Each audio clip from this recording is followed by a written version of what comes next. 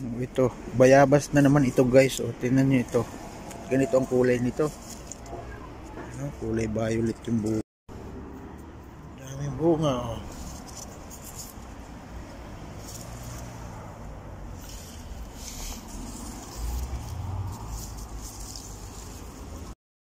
Oh, ayan po mga kabukid, mga kabes, ang kinuha kong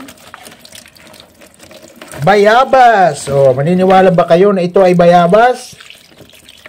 Bayabas po yan mga kabukid, mga kabes. Oh. Yan, pamilya ng bayabas at yan ang tinatawag na strawberry guava o cherry guava. O, ayan, o, hugasan natin at kakainin natin.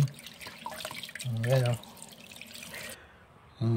Isang variety ng bayabas na